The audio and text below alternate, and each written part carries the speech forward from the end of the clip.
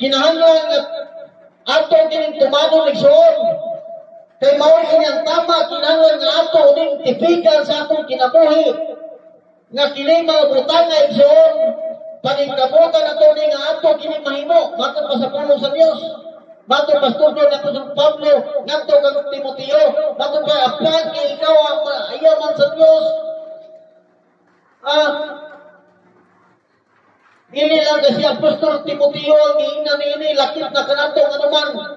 Kay kung nagtuo kay igsoon nga ikaw anak sa Ginoo, paminawa kining tapad sa pulong sa Dios, ingon pa niya ni kay kini tanan.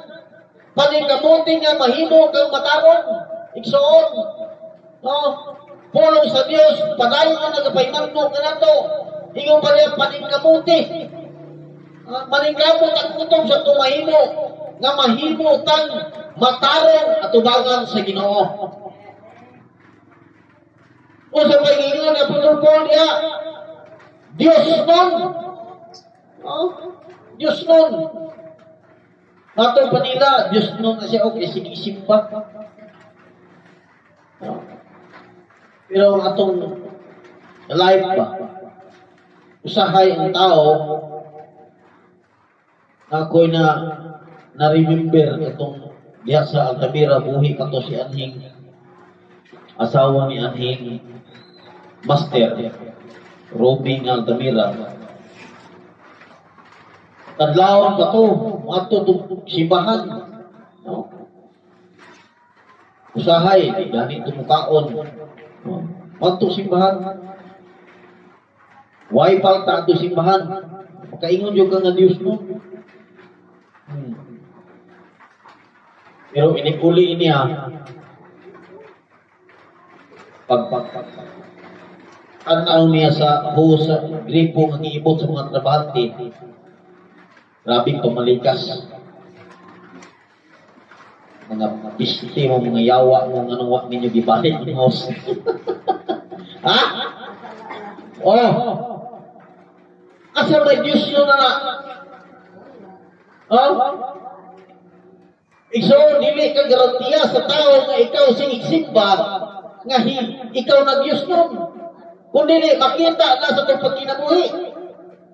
Nga kung ikaw igsoon na kinabuhi nga uyon, nagalikay niya sa ginabawal sa Ginoo nga gusto sa Dios nga ang imong kinabuhi may sama ngadto sa kinabuhi ni Kristo. Igsoon, ikaw usa na ka Dios no. Pero sige pagpalikas diha, sige pagpangaway diha, adili ka Dios no. Matawag na kanihan Kristo kunuhanon. Kristo kunuhanon. Dili Kristohanon. Ha? Dili Diyos nun. Usa ka Kristo kunuhanon. Imbis sa Kristohanon, Kristo kunuhanon. Ano man? Kay wala kaniya ang pagkamatarong. Wala sa iyang kinabuhi ang pagka-Diyos ko. Remember, igsoon ang book of sa Ebanghelyo ni Kristo. Ingon pa niya nga maila ang kahoy, pinaagi siya ang bunga. Amen? Lain po na mamunga ng santol yung punuan mangga. Mangtol na to. No? Ha? Nga, ang kinabuhi sa tao ba? Ang atong kinabuhi ba? No? May muta nga, Diyos mo ko. Kaya makita sa tao ang imuhang pagkinabuhi ba? No? Remember, igsoon nga, ang tanaw bin sa tao si muha, kung ikaw sige simba, kada Domingo, ay ikaw na tayo sa tao. No? Tanaw nagkadiha o tinuon pag ang Diyos no. Nyo, magsikag, ikag ng simbahan, magsikag pamalikas diha, asa man diha matawag ng Diyos no. Usa mong pagkatawag ni mo diha matarong. Muna nga, ang tudlo ni Apostol Pablo sa pulong sa Ginoo ngadto kang Timoteo, dili lang kay kang Timothy, siya nagatudlo, lakip na kanato igsoon, ingon pa niya, apan kay ikaw, iya man sa Dios. Amen ba ka igsoon nga kita iya sa Ginoo? Amen, hallelujah, ano man. Kay once na midawat na kang Kristo Jesus, mitoro na kang Kristo Jesus, kung sa ingon yan sa 1 John 12, John, lagi, 1:12?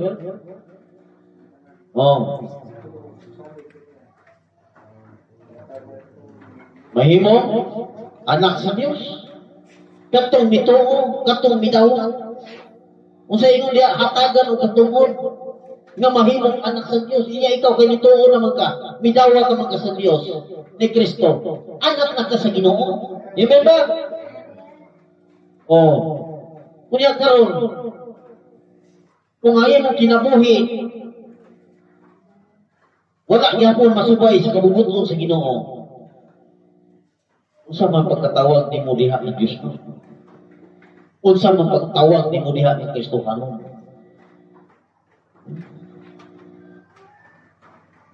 Muna isuon nga, ingon mo ni Apostol Pablo, panikabuti. Nga mahimo kang makaron. Mahimo kang Diyos nun. Sa pala, may pagtuo. Muna ang atong kinabuhi isuon. Natipigan yun ato ang tama. Atong yung gulitan ang tama.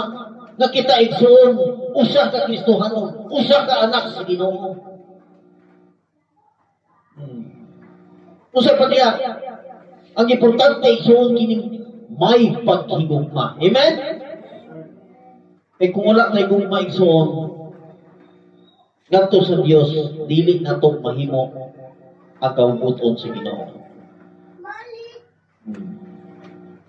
Muna itudlo na isang Pablo.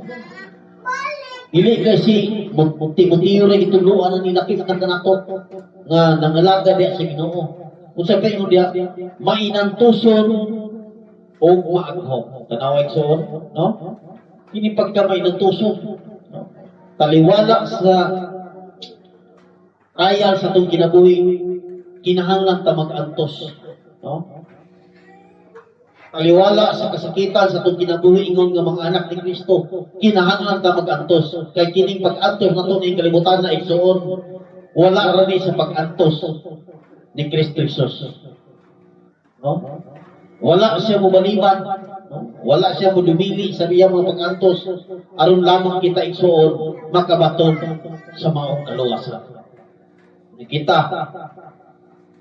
gamay ra nga problema antos na to dining kalibutan na. Wala na. Ang uban bakaw mo sa pangalagan sa Ginoo. Wala lagi dili lagi may nantuso. Walay mga pag-antos, walay pagpailog nga magpaabot sa atong buhay buntong nga Dios. Kung sa mga pa na, pulanon ba? Muna, ini nga mga butang isuon, mauni tama, matupad ni Apostol Pablo, mauni tama, no? Mauni pabuhat sa Ginoo. So sa atong kinabuhi ngayon nga mga anak sa Dios, mauni atong tipigan. Ang tipigan nato ni sa itong kinabuhi kay mauni tama nga pagabuhaton sa usa ka Kristohanon. Kaya usa pa diya, ang verse 12, tingnan pa niya, paningkamuti kutob sa imong mahimo, ha? Nga magkadaog ka sa lumpa sa pagtuo. Ha? Paningkamuti, matumpa, nga magkadaog ka sa lumpa sa imong pagtuo. O hukti ang kinabuhing. Kung sa iyo na, hukti, guniti, igsoon. Guniti. Ang kinabuhing walay katapusan kay gitawag ka man sa Dios alang sa mga kinabuhi. Siya dihang isugin mo ang imong pagtuo at tubangan sa daghang mga saksi. Tanaw igsoon. Mangginambog ka nga sa mga tao nga nakabato ng kang kinabuhing walay katapusan. Unya pag-abot sa panahon sa trial sa imong kinabuhi, mubag-out ka sa imong pangalagad sa Ginoo. Useless ang tanan igsoon. Useless. Ano ang ingon ni Apostol Paul panikamuti? Kinahanglan nga makadaog ka sa imong isalmutan nga kanang lumba sa imong pagtuo.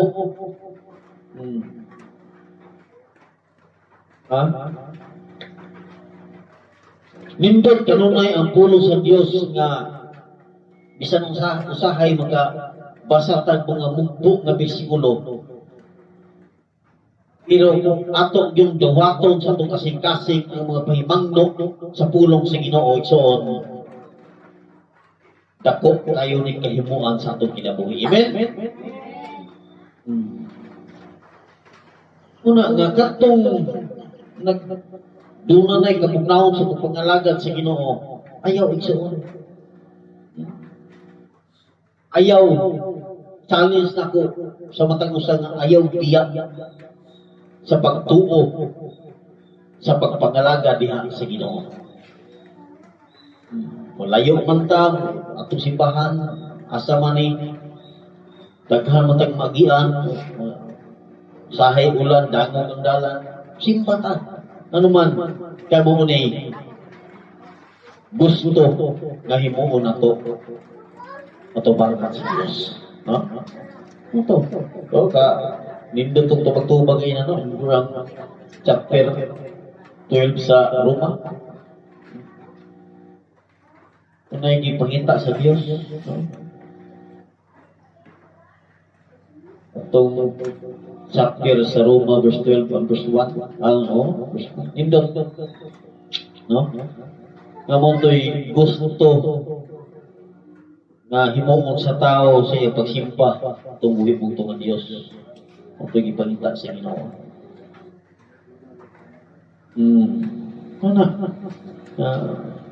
Kung basa ng kita pulong sa Ginoo, o din itong mo din gusto sa Diyos, isoon. Nga ato yung ihalad at ato ginabuhi ng ito kaniya. Amen? So muna nga ang Kristohan padayon gayon ang iyang kadaugan. Pinagi sa atong pagpupos sa atong kinabuhi, sa atong pangalagi sa Ginoo. Ang ikaduha mo ning tipikan nato ang tama. Kung say tama nga gitudlo ka nato, ato nang tipikan igsoon. Dili nato ibaliwala sa atong kinabuhi ang mga pulong sa Dios nga mo'y nagatudlo kanunay kanato. So man panikamuti kutob sa imong mahimo. Kutob sa atong mahimo. Igsoon. Ha? Nga magkadaog ka sa lumba sa pagtuo. Parang kita yung mudaog, ayaw yung papildi. Ang espirituhano na ito kinabuhi igsoon, kinahanglan nga mudaog ni ano man. Kay sayang ang giandam sa Dios kanimo kanako nga mao ang kanti nga mao ang kinabuhi nga walay katapusan. No? So mo na ang pulong sa Dios tingtak na sa kabuntagon igsoon. Bisan tuon mo buti. Pero ang atong pagdawat ba, no? Ang atong pagdawat sa pulong sa Ginoo nga kinahanglan nga doon na giti kalipay o kinasing-kasing ang atong pagdawat. Mao din ni gitudlo ni Apostol Pablo ngadto kang Timoteo ang pulong sa Ginoo nga kay anak na maleta sa Dios, iya na mo ta sa Ginoo. Muna ang tudlo kanato sa Dios nga mahimo tang matarong maningkamot ta. Mahimo ang Diyos noon, panikamutan na ito kayo. Ang pasirsahe, makalimot ng tabang, ang kita, anak na sa Ginoo. Igsoon nga sa atong kinabuhi karon, daghan ng mga panghitabo sa kalibutan. Daghan na po mga tentasyon, daghan ng mga mutintal. Muna nga mga anak sa Dios, kinahanglan binantayong takanunay, no? Matod pa dito sa Colossians chapter 4 nga itong ibasa kayo. Kanunay ta nga mainang puon. Naigsoon.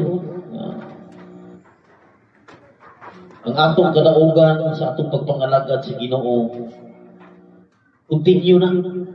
Nga naman, kay kung kita igsoon, kanunay lamang o salig diya sa tubog-tubog po yung tubog Diyos. Amen? Ang katapusan ninyo pa niya ang verse chapter 3 verse 14 sa Pilipos. Yung pa ni Apostol Pablo, tusa nagdagang ako diretso gayon sa naganan. Kanang wa kay hapit-hapit basta itong pagpangalaga diya sa Ginoo. Kay bisan mo ta sa maong kompetisyon, kinahanglan nga mo ni focus nimo nga mo abot ka sa imong destinasyon. Ang uban kay mi-appeal sa lumba, mi-appeal sa maong kompetisyon, daghan pa maghihapitan. No? Yung pala busa na dagan ako diretso gayon sa naganan aron maangkon ko ang kanti sa pagkatinawag sa Dios pinaagi ni Kristo Jesus ngadto sa kinabuhi walay katapusan. Amen?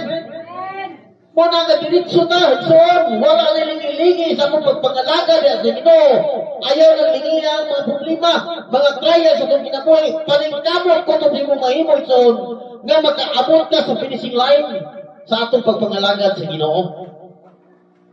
E maunay gihimo ni Apostol Paul nga siya tinawag sa Ginoo, iyang gipaningkamutan igsoon nga munditso gayon sa sadaganan aron maangkon niya ang ganti nga giandam sa Dios kanimo kanako. Kita tinawag ka sa Ginoo igsoon. Amen. Matinawag ka sa Dios.